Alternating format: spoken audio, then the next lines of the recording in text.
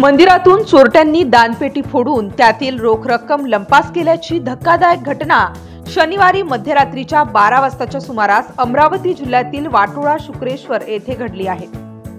शुक्लेश्वर मंदिरात दानपेटी फोडतानाची दृश्य सीसीटीव्ही कॅमेऱ्यामध्ये कैद झाली आहे। यामध्ये 2 चोरटे हे रात्रीला मंदिरात तोंडाला बांधून घुसून त्यांनी दानपेटीतील रोख रक्कम लंपास केल्याचे संपूर्ण दृश्य सीसीटीव्ही मध्ये कैद झालेले आहे।